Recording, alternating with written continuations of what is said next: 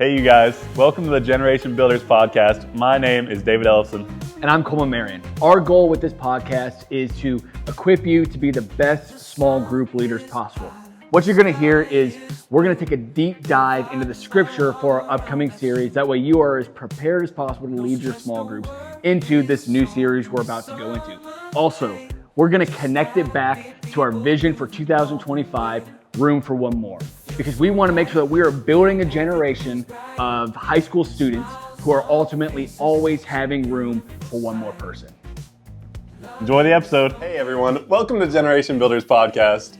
I'm here, David, with Pastor Coleman Marion, and we're going to be equipping you, our amazing YU leaders, with everything you need to know about the next sermon series coming up. We got it called Rizz, Roses, and Red Flags. Now, Coleman, why are we doing this series? Listen, I think you and I both know that this is a conversation that our students are having all the time. They're talking about the relationships that are around them, and so many of our students are talking about it, they're acting on it, and some of them are even getting hurt by it. And so this is something that we need to just have an honest conversation about. And while it's not going to be a series that's like we're directly talking about sex, it is going to be an aspect of the conversation, but it's also how can we have healthy relationships as a whole. Absolutely. Absolutely. This will not be a sex education series, but if you stay after YU, you may attend that with me. But Coleman, can you give me a little history on why we chose Rizz, Roses, and Red Flags? Yeah. So back in like 2017 or 2018, Ronnie did this series called The New Rules of Love, Sex, and Dating. And this series was actually super good. I think it was 3 or 4 weeks long, and the whole series, Ronnie, he just didn't sugarcoat a single thing. Yep. Like, he was super straight up about it. Like, he called people out. He cussed a couple of times while he was on stage. It was old Ronnie.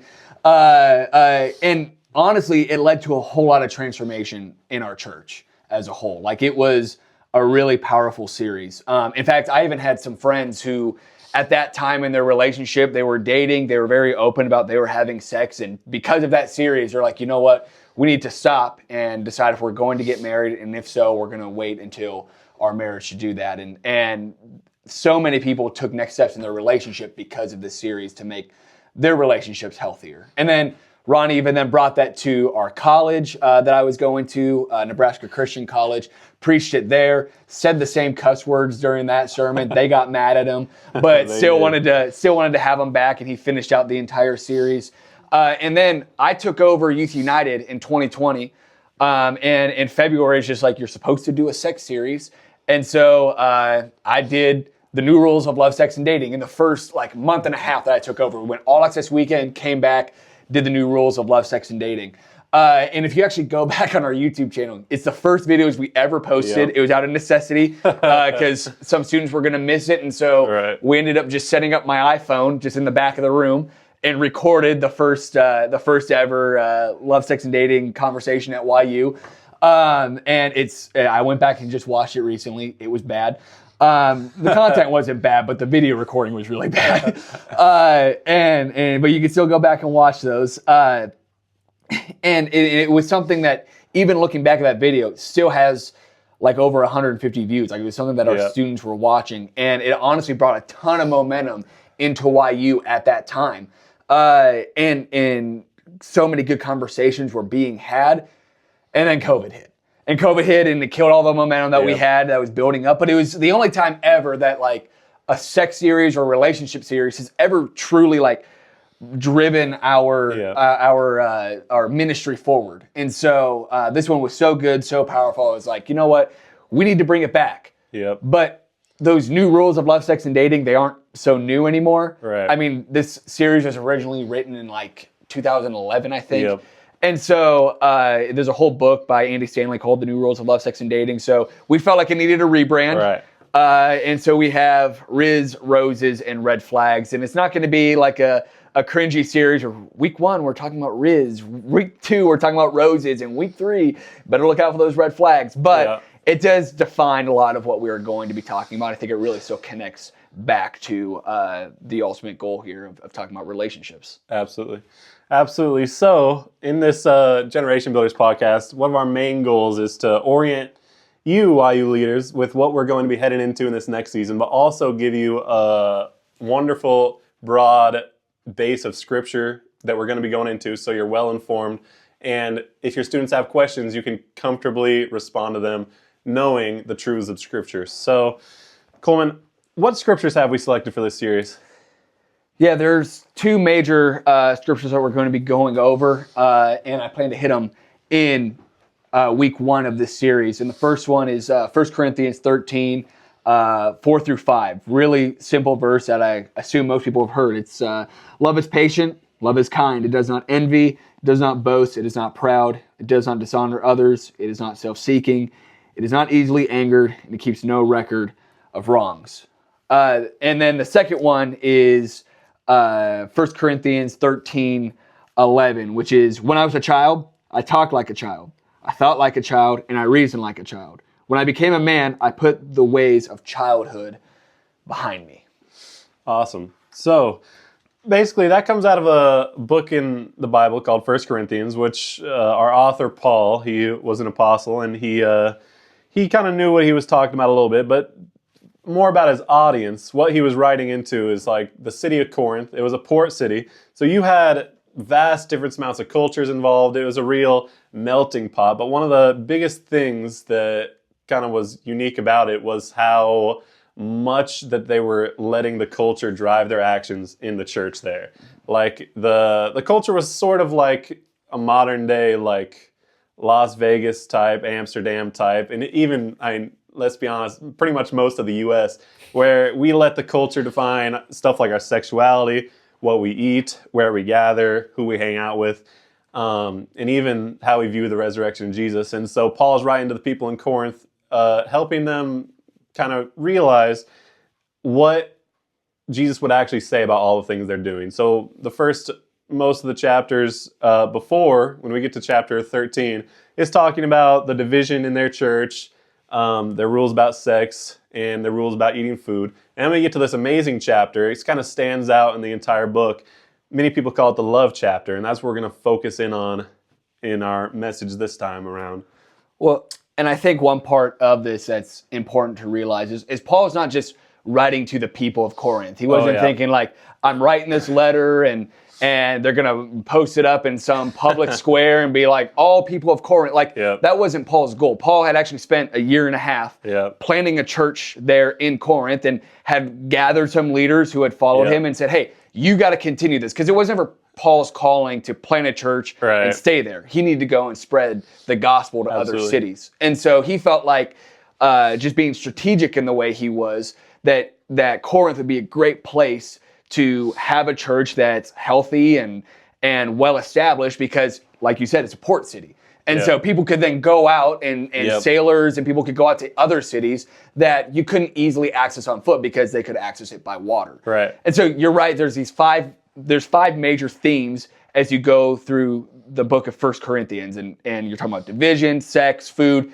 and then it's talking about this love chapter is found in the middle of talking about the actual gathering of people, not like the church gathering. And the 5th one is the resurrection of Jesus. But after the love chapter is like right in the middle of talking about the gathering. What do you got on why were they talking about this, and why does a love chapter happen in there? Yeah, absolutely. Well, Paul is basically writing to this church, this body of believers, and he's telling them all these things that they need to look at what they're doing wrong and the problems they're having. But he kind of highlights in this chapter the kind of main principle that it all hinges on, that is love. Like, you can do all these things totally right. You can take my letter and do exactly what I said, but if you're not doing it out of love, you're not serving your church body out of love, then it becomes fruitless. It's empty and it's hollow. And so that's kind of the point he's trying to drive home there. Well, the entire area of the gathering, the reason why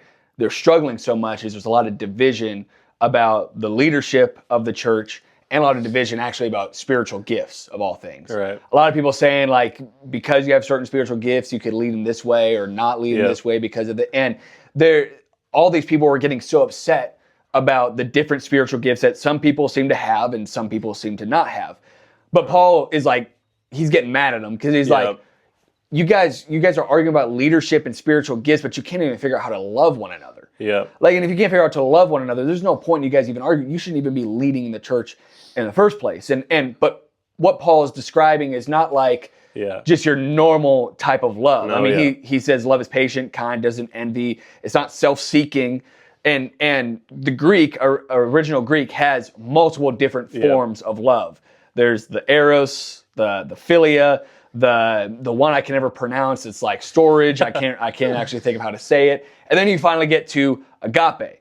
And agape is like the love of God. Like the only love that it seems like only God can show you. It's selfless and it's sacrificial. And Paul is describing this agape love, the kind of love that God has for each and every one of us. And it's a kind of love that we are called to show other people. And you're not going to show it to other people outside of the church if you can't even show it to the people inside of the church. Yep.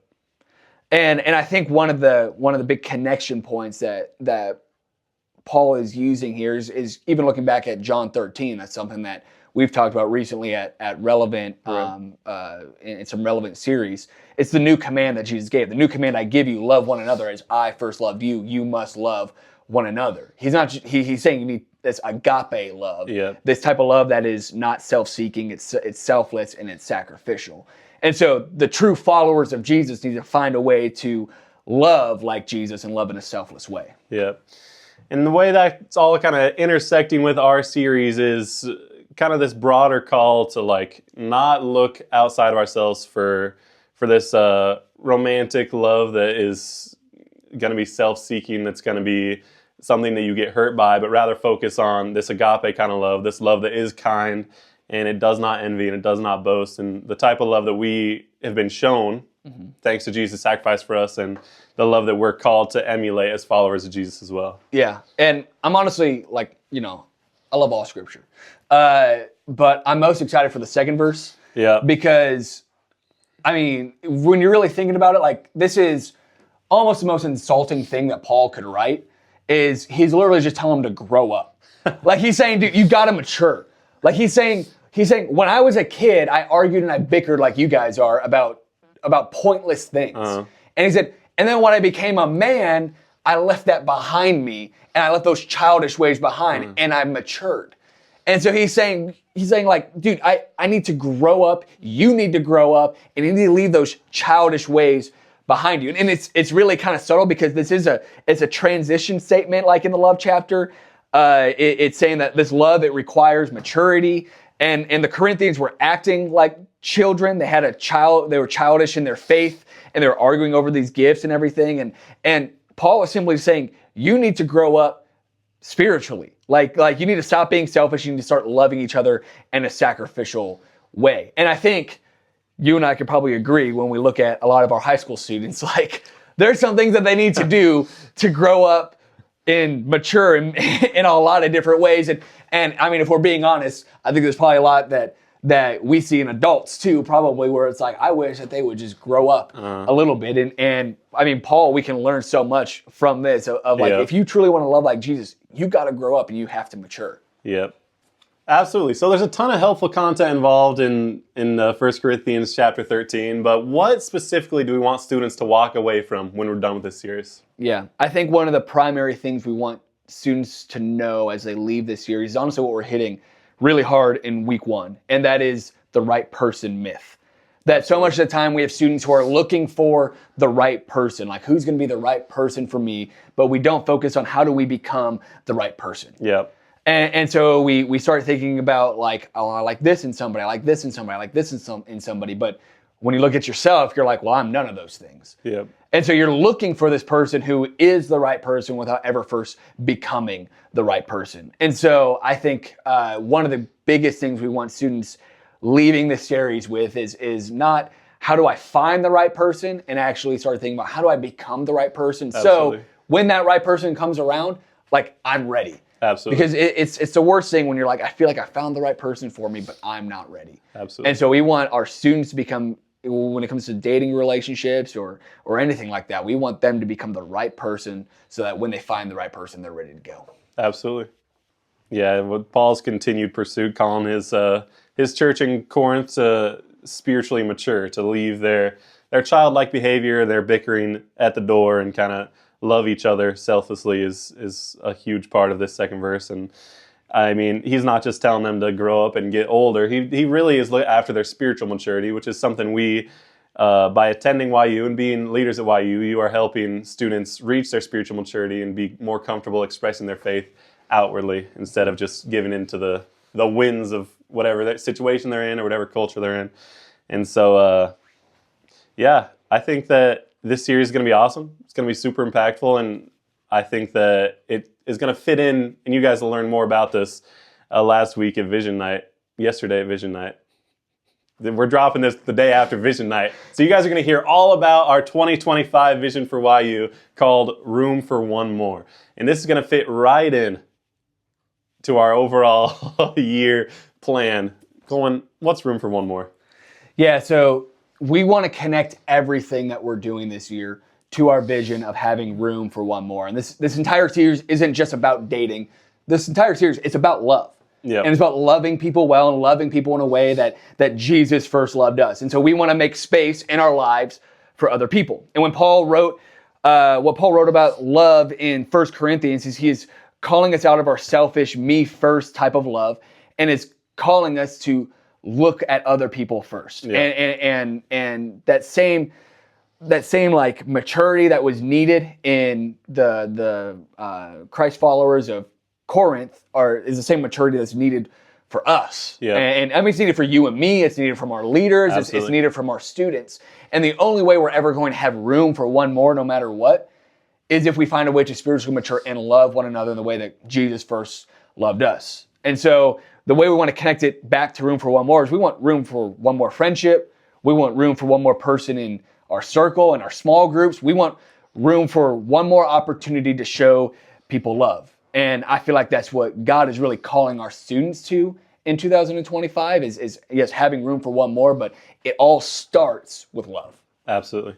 Absolutely. What an awesome foundation, a firm foundation we're talking about. A little callback to last week. But leaders, as we step into this new season, this new thing, I just want you all to be prepared. There's going to be big conversations. There's going to be big hurts. A lot of people, a lot of high school age people, but even adult age people, some of me and you are going through a lot when it comes to Rizz, roses, and red flags. And so I just want you to be prepared in any way. You can reach out to me or Coleman with any questions you have. But yeah. Yeah, I would say that we're happy to help in any way that we can. This is just, this podcast is just going to be one thing that we're trying to do to help you guys feel more equipped to lead and have the ability to lead these groups in the best way possible. If at any point you have any feedback for us, we'd love to hear it. Yeah, we want to make sure that we're getting these out and they're going to be helpful for you. We're trying to keep it to a time frame that works to where you can easily listen to it in your free time or on your way home from work or whatever it might be. But we hope that you feel more equipped and ready to talk about some Rizz, some roses, and some red flags. And hope that you are just as excited as we are for the series. Yep. And remember, there's always room for one more. Boo. I mean, we kind of skipped a section. The vibes are all around. That's true. Yeah, you're right. No stress, no worries on this summer.